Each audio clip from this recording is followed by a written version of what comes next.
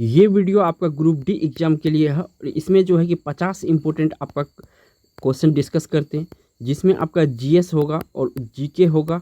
इसके बाद इसमें करंट भी शामिल करते हैं दोस्तों।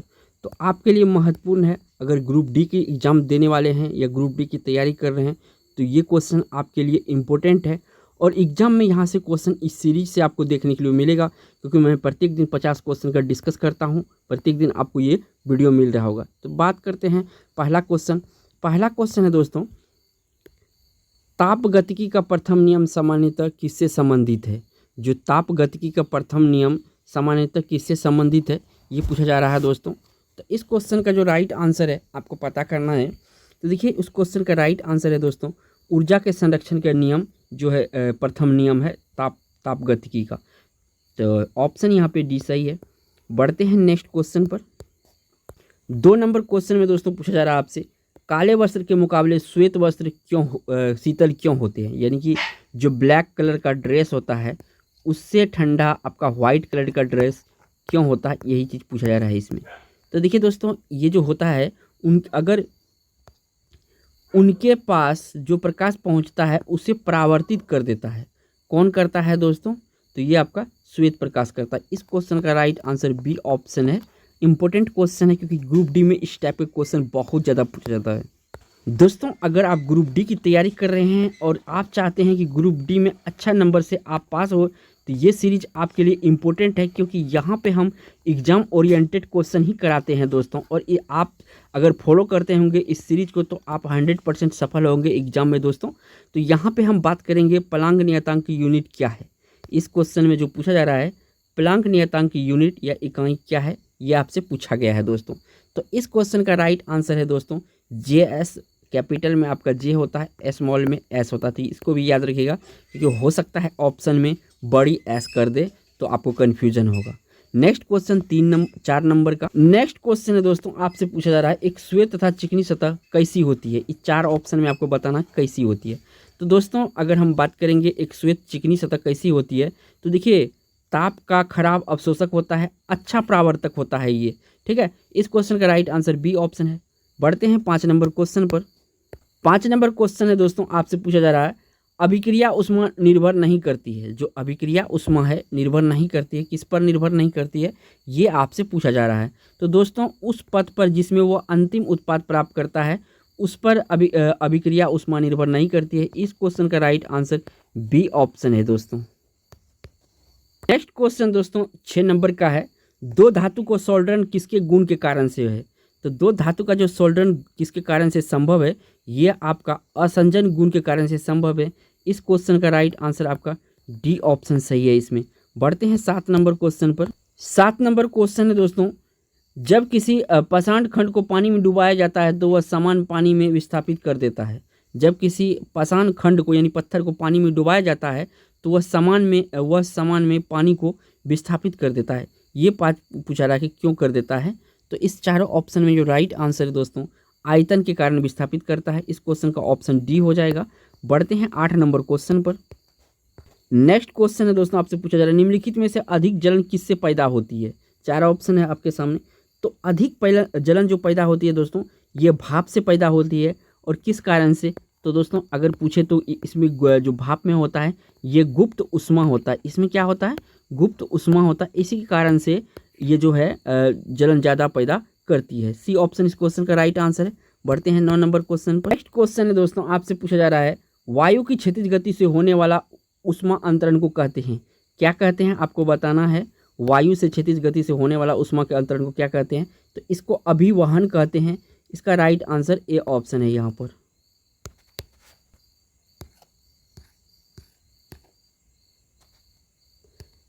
नेक्स्ट क्वेश्चन है दोस्तों, आपसे पूछा जा रहा है, उबलते जल द्वारा जलने की तुलना में भाप से जलना अधिक कष्टदायक गंभीर होता है। तो वही बात है जो मैं आंसर बताया था, जो है भाप में गुप्त ऊष्मा होता है। इस क्वेश्चन का राइट आंसर सी ऑप्शन है दोस्तों।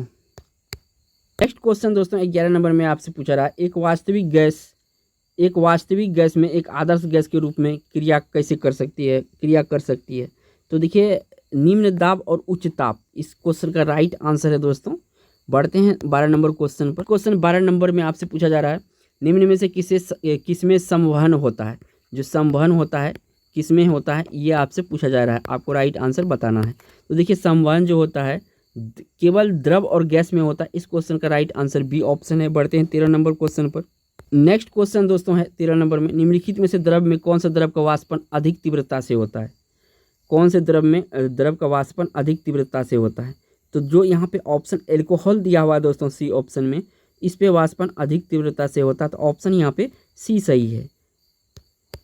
नेक्स्ट क्वेश्चन है 14 नंबर का, बहुत उच्च तापमान को मापने के लिए हम प्रयोग करते हैं, क्या प्रयोग करते हैं ये आपको बताना है दोस्तों। इस क्वेश्चन का जो राइट आंसर है दोस्तों, अधिक ताप के लिए हम ताप विद्युत उष्मामापी इस्तेमाल करते हैं। इस क्वेश्चन का राइट आंसर सी ऑप्शन होगा। बढ़ते हैं 15 नंबर क्वेश्चन पर। नेक्स्ट क्वेश्चन में पूछा जा रहा है 15 नंबर में, न्यूनतम तापमान किसके द्वारा मापा जाता है? जो न्यूनतम तापमान है किसके द्वारा मापा जाता है दोस्तों? तो ये अल्कोहल थर्मामीटर के द्वारा मापा जाता है, यानी इस क्वेश्चन का ए ऑप्शन सही है। बढ़ते हैं 16 नंबर क्वेश्चन। 16 नंबर क्वेश्चन में दोस्तों पूछा जा रहा है तारों का रंग किस पर निर्भर करता है? जो तारों का रंग है किस पर निर्भर करता है, ये आपसे पूछा जा रहा है, आपको इसमें राइट आंसर बताना है। तो देखिए तारों का रंग जो है तापमान यानी इसके टेम्परेचर पर डिपेंड करता है, तो एक इस ऑप्शन का ए सही होगा। नेक्स्ट 17 नंबर का क्वेश्चन है। 17 नंबर क्वेश्चन में आपसे पूछा जा रहा है गैस फ्लेम ज्वाला के सबसे गर्म भाग को क्या कहते हैं? जो सबसे गर्म भाग होता है गैस फ्लेम को, उसके नॉन लुमिनस जोन कहते हैं। क्या कहते हैं?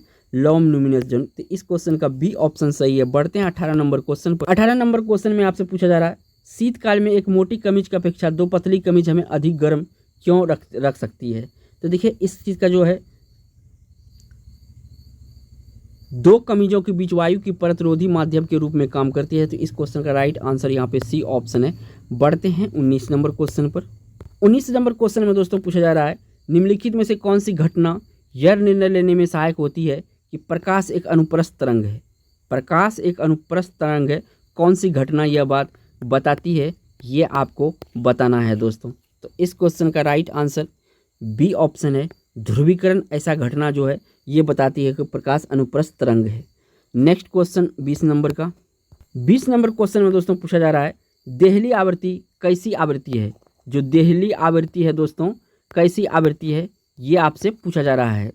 तो देखिए दोस्तों देहली आवृत्ति जो है ये आपका जिसके नीचे प्रकाश विद्युत उत्सर्जन संभव नहीं होता है, ये आपका देहली आवृत्ति है। इस क्वेश्चन का राइट ऑप्शन बी है।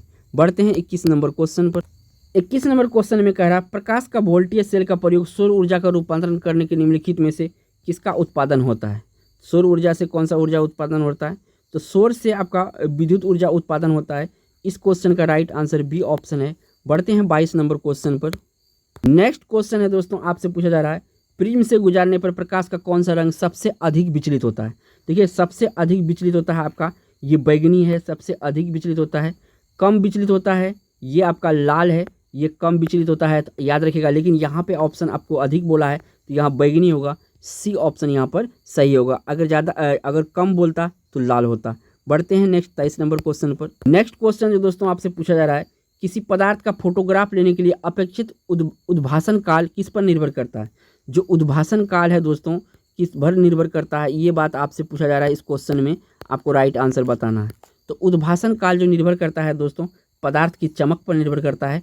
इस क्वेश्चन का राइट आंसर ए ऑप्शन है। बढ़ते हैं नेक्स्ट क्वेश्चन पर। 24 नंबर का क्वेश्चन है दोस्तों, इसमें कह रहा है इलेक्ट्रॉन सूक्ष्मदर्शी चाक्षुष सूक्ष्मदर्शी से अधिक आवर्त क्यों होती है? तो इसका जो कारण है दोस्तों इलेक्ट्रॉन की तरंगधरी चाक्षुष प्रकाश के तरंगधरी से कम होती है। तो इस क्वेश्चन का राइट आंसर बी ऑप्शन है। बढ़ते हैं 25 नंबर क्वेश्चन पर। नेक्स्ट क्वेश्चन पूछा जा रहा है 25 नंबर में चाक्षुष प्रदर्शक एकांक में प्राथमिक रंग होता है। जो चाक्षुष प्रदर्शक एकक में प्राथमिक रंग कौन सा होता है? तो इसमें आपका जो लाल हरा नीला जो होता है ये चाक्षुष प्रदर्शक में प्राथमिक रंग होता है। इस क्वेश्चन का राइट आंसर बी ऑप्शन है। बढ़ते हैं नेक्स्ट क्वेश्चन पर। नेक्स्ट क्वेश्चन में पूछा जा रहा है ल्यूमेन एकक है, ल्यूमेन जो है किसका इकाई है? तो ये बात आपसे पूछ रहा है, इकाई है, तो इसका राइट आंसर आपको देना है। तो ल्यूमेन जो होता है दोस्तों ज्योति फ्लक्स का इकाई है। इस क्वेश्चन का राइट आंसर ए ऑप्शन है। बढ़ते हैं 27 नंबर क्वेश्चन पर। नेक्स्ट क्वेश्चन है 27 नंबर में श्वेत प्रकाश कितने रंग का मिश्रण है? जो श्वेत प्रकाश है दोस्तों ये कितने रंग का मिश्रण है, ये पूछा जा रहा है आपसे। तो देखिए श्वेत प्रकाश आपका 7 रंग का मिश्रण है। इस क्वेश्चन का राइट आंसर डी ऑप्शन होगा। बढ़ते हैं 28 नंबर क्वेश्चन पर। 28 नंबर क्वेश्चन में पूछा जा रहा है दोस्तों, परमाणु घड़ी निम्नलिखित में से किसके संक्रमण ट्रांजिशन पर आधारित होता है? संक्रमण या ट्रांजिशन पर आधारित होता है। परमाणु घड़ी के बारे में पूछा रहा है, तो इस क्वेश्चन का जो है सीजियम पर आधारित होता है। किस पर आधारित होता है? सीजियम के संक्रमण पर आधारित होता है। इस क्वेश्चन का राइट आंसर दोस्तों बी ऑप्शन है। बढ़ते हैं 29 नंबर क्वेश्चन पर। इसमें पूछा जा रहा है आपसे, अवतल लेंस में हमेशा निम्नलिखित में से कौन सा प्रतिबिंब बनता है? जो अवतल लेंस है उसमें कैसा प्रतिबिंब बनता है? तो अवतल लेंस में आपका आभासी और सीधा प्रतिबिंब बनता है। बहुत ही इंपॉर्टेंट क्वेश्चन है दोस्तों, तो इसको याद रखिएगा। नेक्स्ट 30 नंबर क्वेश्चन पर चलते हैं। नेक्स्ट क्वेश्चन में पूछा जा रहा है दोस्तों 30 नंबर में, अवतल लेंस हमेशा किस प्रकार का प्रतिबिंब बनाते हैं? अवतल लेंस जो है किस प्रकार का प्रतिबिंब बनाते हैं ये पूछा रहा है। तो अवतल लेंस दोस्तों प्रतिबिंब जो बनाते हैं ये आभासी प्रतिबिंब बनाते हैं। इस क्वेश्चन का राइट आंसर बी ऑप्शन है दोस्तों। नेक्स्ट क्वेश्चन है दोस्तों, इसे पूछा रहा है, किसी वस्तु का आवर्धित और आभासी प्रतिबिंब प्राप्त करने के लिए प्रयोग किया जाता है? कौन सा दर्पण प्रयोग किया जाता है? आवर्धित और आभासी प्रतिबिंब, ये आपको बताना है। तो अवतल दर्पण का प्रयोग किया जाता है। इस क्वेश्चन का राइट आंसर सी ऑप्शन है। बढ़ते हैं 32 नंबर क्वेश्चन पर। नेक्स्ट क्वेश्चन में पूछा जा रहा है दोस्तों, निम्न में से कौन सी सदा उस वस्तु की छोटी छवि बनाएगा जो उसके सामने रखी जाए? तो ये ऐसा करता है दोस्तों, छोटी छवि जो बनाता है। इस क्वेश्चन का राइट आंसर आपका अवतल दर्पण है, यानी बी ऑप्शन जो है उत्तल दर्पण जो है ये आपका क्या करता है? सामने रखी वस्तु का छोटा प्रतिबिंब बनाता है। नेक्स्ट बढ़ते हैं आपका 33 नंबर क्वेश्चन। 33 नंबर क्वेश्चन में आपसे पूछा रहा है, परिवर्ती पेरिस्कोप किस सिद्धांत पर काम करता है? जो परिवर्ती पेरिस्कोप है किस सिद्धांत पर काम करता है ये पूछा जा रहा है दोस्तों आपसे।